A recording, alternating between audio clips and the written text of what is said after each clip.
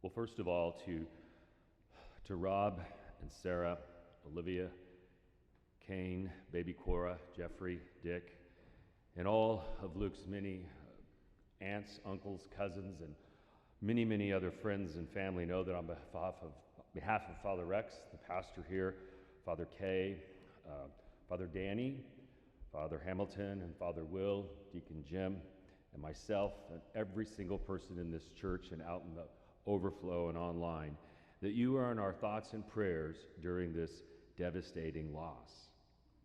And there's really not anything that any of us can say or really do to take away your suffering.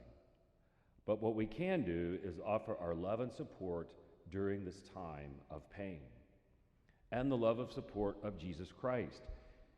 Because the Lord never promised us that there would not be sadness or adversity or trials in our lives. But what our faith can do for us is give us the strength and the courage, gifts of the Spirit, to endure those tough times in life. And while we are certainly, without a doubt, here in sadness, we're also here to, ironically, but not so much so, to celebrate the life of this remarkable young man who in his 20 years made a bigger impact than most of us ever will in a lifetime. When Sarah called me on Friday morning to tell me what had happened, I was driving to Jefferson City, Missouri for a wedding of a young man that I've known for 20 years. But when I heard it, I was obviously, it just happened, and I was so shocked, and I almost wrecked the car. It was unbelievable. Who would have ever thought? Luke had always told me that he wanted me to do his wedding. And as I was driving back on Saturday, I thought, I never dreamed I would live long enough to be at his funeral. I figured he would be at mine. But I think all of us in these situations can feel like Martha, and we scratch our heads and we say, Lord, if you had been here, our brother would not have died. As I sat at graduation Tuesday night at Bishop McGinnis and watched all the kids that we've all watched grow up go across the stage, I thought, with all their hopes and dreams, 2 years ago, it was Luke and his class. But we do wonder, God, why do you let these things happen? Why do they happen? But so many things happen in life that will make no sense. But there again, it's only our faith that can get us through it. But Jesus reminded Martha that her brother will rise again in the resurrection, and Martha admits, yes, she knows that. Well, I can assure you that Luke, like Martha, knew that the Lord would take care of him when his time came. But also Luke knew that the way to the Father is through the Son. And yeah, like most young people, he had started to question some things, but was not afraid to ask about it. We can also, too, probably feel like things like, I wish I would have reached out, or I wish he would have reached out. But, the vast majority would not have ever realized, outside of his immediate family, of his struggles. But Luke was that kind of a guy that we all want to be. The smart, funny, popular, great personality. He had already made a big impact up at GW and on the Hill in Senator Cole's office, and like in Mayor Holt's office last summer here when he was interning. The world was his oyster, so to say. I knew a little bit about his struggle and had shared with him my own struggles in life of depression and anxiety, but his was so much worse. But we are here in the sadness to celebrate the life of the man, the myth, the legend that was Luke Wienecke. He is now in heaven with the Lord. Now, we all know how much Luke loved politics, and so think about it. He can now discuss politics with people like John F. Kennedy, Winston Churchill, Abraham Lincoln, Queen Elizabeth, and some others that he probably has some choice words for. But even here at Christ the King in school, when he was young, he was already involved in student government. He was class president here and 2 times at McGinnis. He was a great public speaker, and several faculty at McGinnis told me that his senior witness talk was one of the best that they've ever heard in all their time there. We know that he was always more articulate and mature than most, and at the same time had a great sense of humor, kind of a clownish side too, but had that reassuring presence about him. On Monday, I took the 8th grade from Bishop John Carroll School hiking in the Wichita Mountains, and it made me think of Luke's class hike that he took there in the 7th grade when he asked me, "What is it like, Father Rick, to try and hike at your age, being as old as you are?" And bald, I think he added that one in too. I remember class trips, especially the 8th grade trip to DC, which probably likely helped ignite his Potomac fever to get back up into the district. And I remember the Six Flags trips, especially the one where it poured rain all day long, and we had to cram 70 kids into the gift shop. And Luke was the only one who had checked the weather and brought a poncho along. But probably the most memorable was the mission trip to Mexico, where Luke related so well to the orphans that we worked with. And like we heard last night, who can forget how he and his buddies volunteered to do the music at daily mass? And we heard somebody's knocking at your door every single day. And as we heard last night also, which was news to me, apparently they had a smoke-in on the hotel balcony. But when Luke went to GW, his first semester there, I had a meeting in DC, and we went out to dinner. We made plans to get together. We went out to dinner at one of my favorite restaurants in Georgetown, so I met him at the Foggy Bottom Metro stop, and we walked because I was too cheap for an Uber. But we walked. I even made him walk up the Exorcist stairs to get to the restaurant. And so when we got there, Luke said, "Don't worry about the cost. Rob's got this. I've got his credit card." I was like, "Oh, okay, no chicken, filet mignon, all right." But then the waiter came up and said, "Would you like something to drink?" And I said, "I'll have a gin and tonic." He looked at Luke, and Luke said, "I'll have a gin and tonic as well." The waiter said, "Can I see your ID?" Luke pulls out his ID, shows it to him, and the waiter walks off. And I sat there and I thought, now wait a minute. You're not 21, Luke, are you? Let me see that. Missouri driver's license. I knew that he had a fake ID even before Rob and Sarah did. And the next night, Rob and Sarah and Jeffrey were all in town too, and we all went out to dinner. He had no gin and tonic at that dinner that night. In fact, we were supposed to meet up again on June 6th when I have to go to be in DC. But here at Christ the King, Luke was on our A team of altar servers. I was thinking of these kids today and how many funerals Luke had served. And he and his friends were the ones that we could always count on for the big masses like Easter Vigil, Holy Thursday, Midnight Mass. And I think it's partly because of Luke's influence and just the quality of that group is that he and 25 of his classmates served Mass all the way through senior year in high school. He and Jeffrey would volunteer to serve weddings and funerals, and I know that he served many of them. But I'll never forget the time when he was serving, and I think it was Jordan Edwards or someone knocked something over and something broke. And our sacristan at the time, Jim Helms, and if you knew Jim Helms, he had his own way of doing things. Our sacristan at that time came bolting out of the sacristy in the middle of Mass with the broom and the pan. Well, Luke started laughing, and I could not get through the Eucharistic prayer.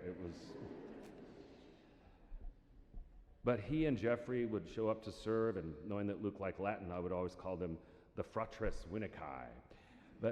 And I went to transfer to the cathedral. He and his family wanted to come and support me my first weekend, and they overslept, and they wound up coming to the Vietnamese Mass. And when I attempted to speak Vietnamese, Luke just burst out laughing because the Wieneckes stood out at that congregation, I can assure you. Well, Rob, Sarah, Jeffrey, Olivia, Kane, Cora, Dick, well, everyone here is suffering over this. No one is suffering more than his family, especially you, Sarah, because you two weren't just mother and child, you were soulmates. You had a special bond. But Rob and Sarah, you guys were wonderful parents to him and gave him so much love and support in the good times and the tough times. I remember one time he told me that he had hit the jackpot on parents, and he was the luckiest kid in the world because he loved you and knew that you were his number one fan and supporters. So our hearts go out to you and know that we all love you and support you and are here for you.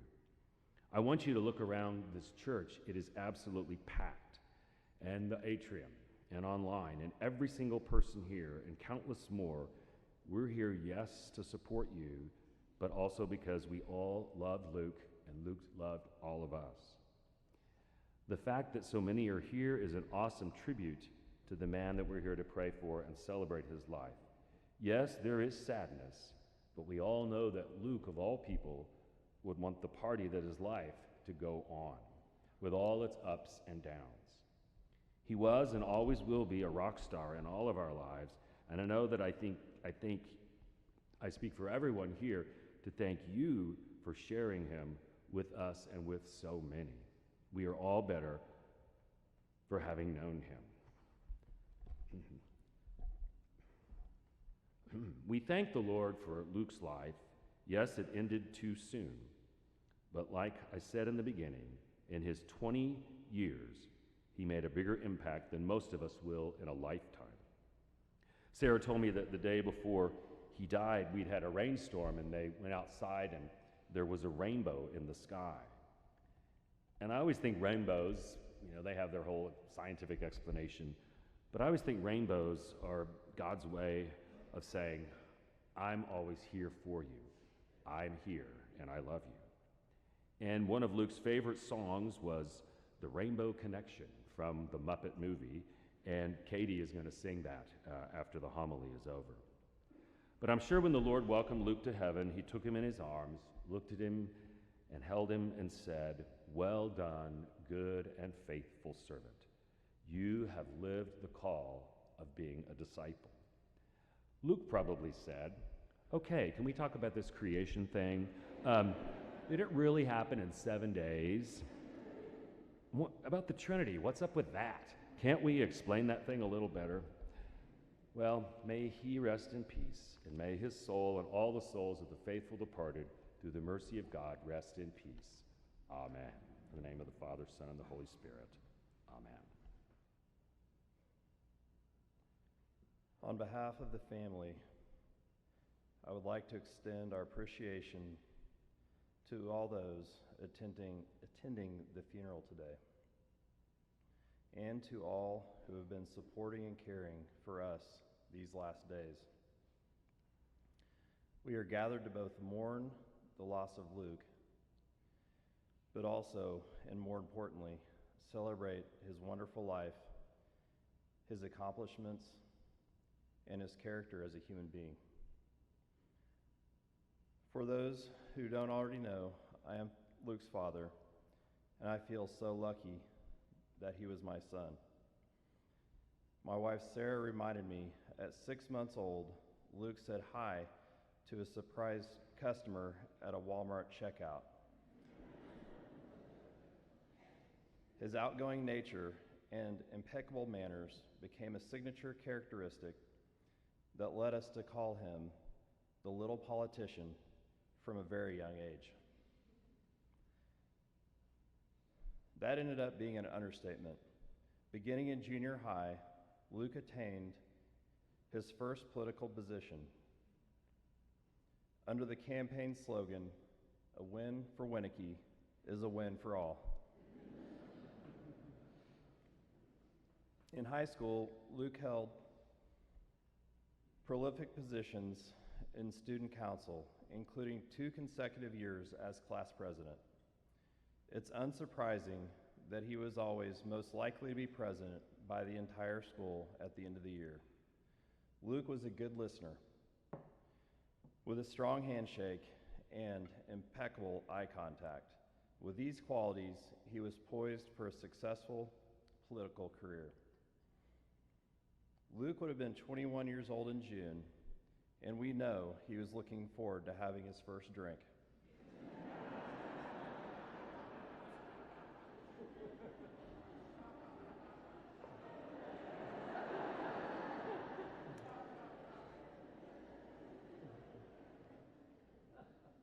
His Oklahoma City roots were strong.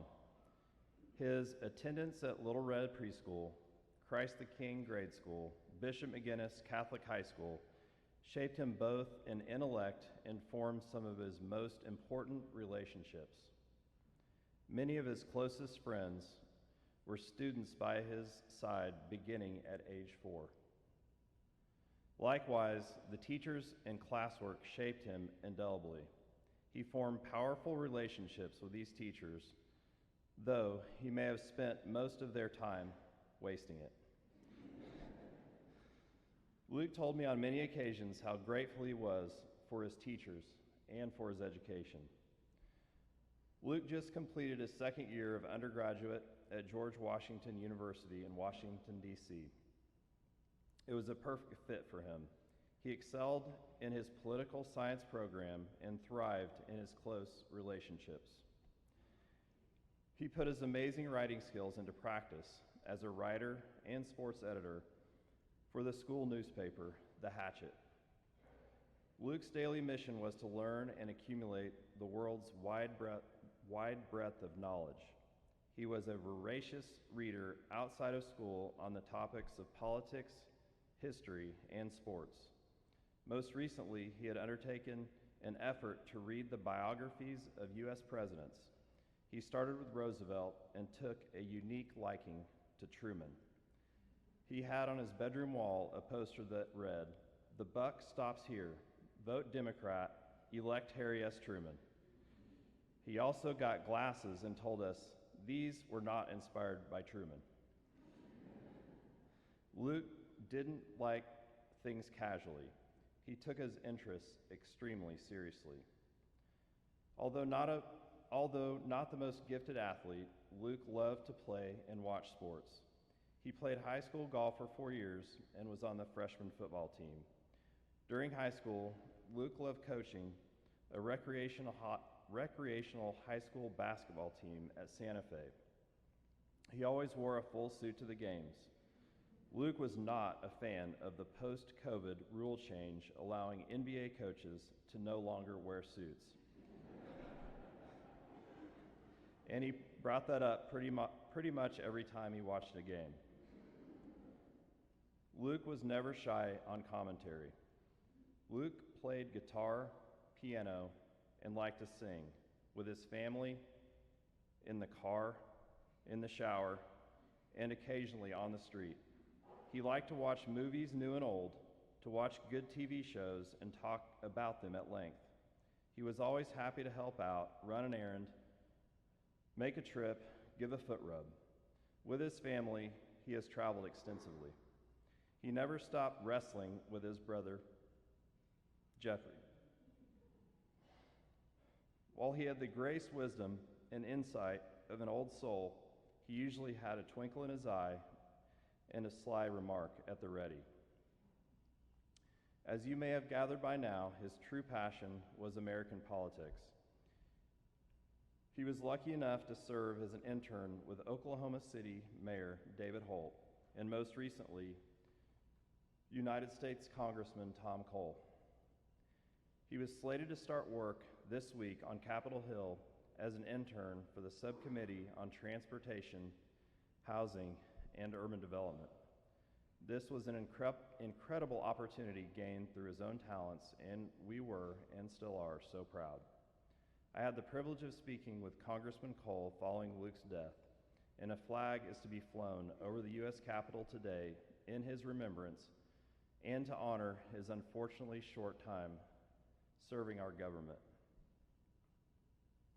This is not an honor bestowed lightly and speaks to the extraordinary impact Luke left in the world through his work. Luke suffered from bipolar disorder. Most people had no knowledge of this. He had a brilliant mind and for the most part had mastered an ability to cover his illness and remain highly functional. He told his family that he felt different than others and experienced anxiety as far back as he could remember. Since he was diagnosed with bipolar depression 4 years ago, he sought help through therapists, countless medications, and unending support from his family. The last 2 years has included emergency flights of his mom, Sarah, to D.C., and of Luke back to Oklahoma City. Sarah worked tirelessly to help him. She worried about him and tried to help him literally every single day.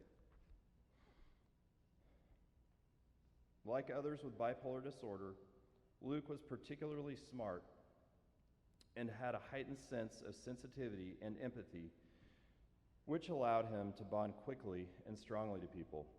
In some ways, the most magnetic parts of his personality were part and parcel with his illness. The darker parts of his illness were hidden well. In the end, I believe his illness made him lose touch with reality. Luke left us a note which commented on forgiveness.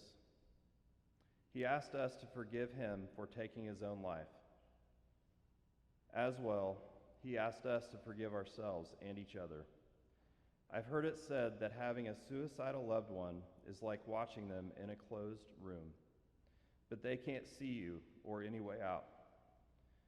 It was not a decision he made out of spite or cowardice. Suicide felt to him to be the only way out.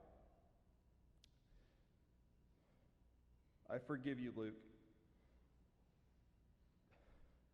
I hope you can forgive us as we all forgive each other. Our way through this is to replace anger and guilt with love and compassion. Through these emotions, we can move toward healing from the terrible, tragic loss of our son, brother, relative, and friend. We hope that everyone will carry Luke in their memory, read a book, play some golf. The family appreciates and loves everyone here today. Please join us for a reception at the Oklahoma City Golf and Country Club immediately following the funeral today. And thank you for being here.